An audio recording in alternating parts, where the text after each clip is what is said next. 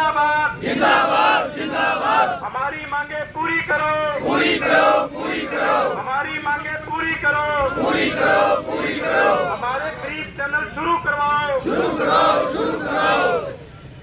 सरकार मुर्दाबाद मुर्दाबाद मुर्दाबाद। हमारी मांगे पूरी करो, पूरी करो, पूरी करो। हमारे गरीब चैनल शुरू करवाओ। हमारा भाईचारा जिंदाबाद जिंदाबाद। पंजाबी की एक मशहूर कहावत है, सरकारें नहीं तेरे कम नहीं कम में फिर कहेंगी बागी जम में। बिकॉज जब भी सरकार के कामों के अंदर जनता सेटिस्फाई नहीं होती है, उन्हें कमी दिखाई देती है, हमेशा जनता धरने पर बैठती है। अलग अलग जो संघ है वो धरने पर बैठते हैं अपनी मांगों को पूरा करने के लिए। ऐसा ही एक धरना जो है सिरसा के अंदर काफ़ी समय से लगा हुआ है, किसानों का धरना।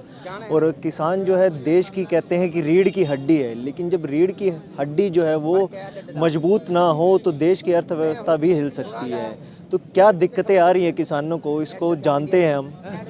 जागरूक सिंह चबुर्जा, किसान संघर्ष समिति के सचिव।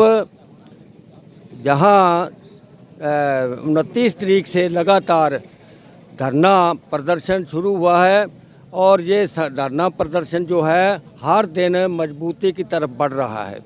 हमारी जो मांग है वो मांग है कि जो चैनल इन सरकार ने पहले मंजूर कर चुके हैं और जिनके पैसे भी सैंक्शन हो चुके हैं उनको तुरंत जड़ा है चालू किया जाए, ताकि हमारे इस जो बरानी एरिया हो रहा है जिनका वाटर लेवल जो है वो बहुत नीचे जा चुका है और नीचे अब जो पानी कड़वा हो चुका है उस पानी को बचाने के लिए और फ्लड वाले पानी का बेस्ट यूज करने के लिए हम मांग करते हैं कि हमें ये जो डूबने वाला है, जो किसानों को डूबता है, वही पानी हमें जो है इस एरिए को दिया जाए जिनका नीचे वाला वाटर लेवल बहुत नीचे चला गया है और उसके निकालने के लिए बहुत पैसे लगते हैं और वो भी कड़वा पानी।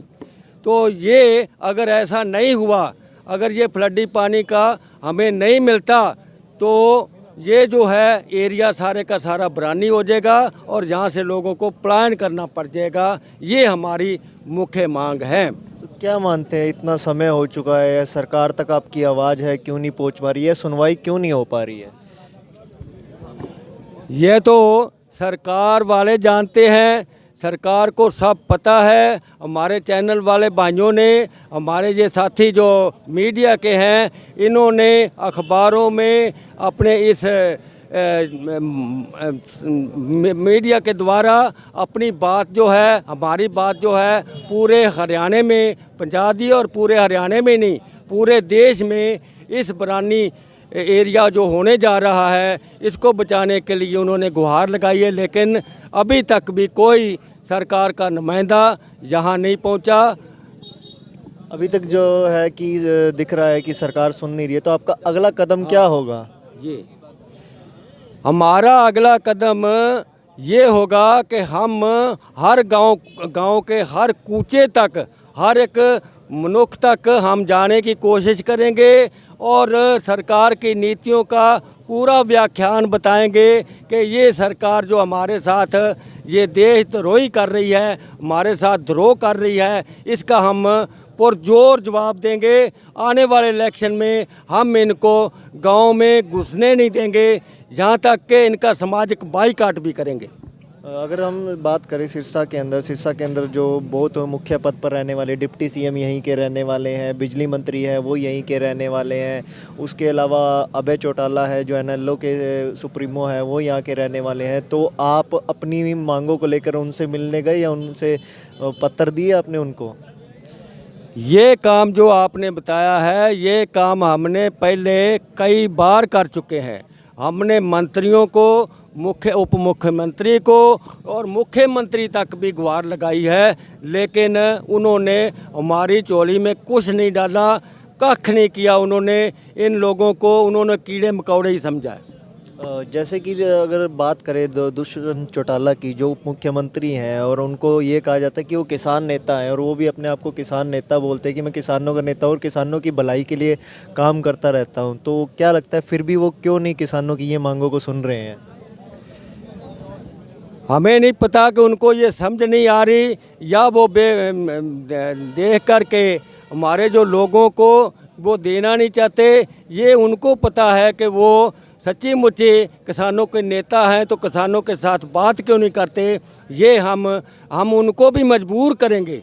आने वाले समय में हम इतना कष्ट दिखाएंगे कि उनको मजबूर होकर के हमारे पास आना पड़ेगा। ये हम उम्मीद करते हैं। जैसे कि आप सभी जानते हैं, जो सिरसा है वो हरियाणा की राजनीति का गढ़ रहा है। बड़े बड़े मंत्रियों का यहीं रहना है और बड़ी बड़ी पार्टियों का भी यहाँ से उदय हुआ है कि आप कह सकते हैं कि हरियाणा की जो राजनीति है वो हमेशा किसानों के ऊपर रही है। किसान नेता लोग कहकर ही भी बड़े बड़े पदों पर, बड़े बड़े मंत्रालयों तक पहुँचे हैं, लेकिन उसके बाद भी हर साल हमको ये दिखाई देता है कि किसानों की कहीं ना कहीं जो मांगे हैं वो पूरी नहीं हो पाती है। उनकी कुछ ना कुछ दिक्कतें रह जाती है और हरियाणा की पूरी जो व्यवस्था है वो किसानों के ऊपर टिकी होती है। हमारे साथ कुछ और साथी भी जुड़े हैं, उनसे जानने की कोशिश करते हैं कि वो इस धरने को सफल बनाने के लिए क्या आगे कदम उठाएंगे। नमस्कार जी, मेरा नाम बलकार सिंह, गांव चौपुरजा। ये जो हमारा धरना चल रहा है ये हमारे किसानों की एक मजबूरी हो गई है धरना लगाना, क्योंकि पिछले 15 सालों से हमारे किसान साथी हैं जो वो संघर्ष कर रहे हैं।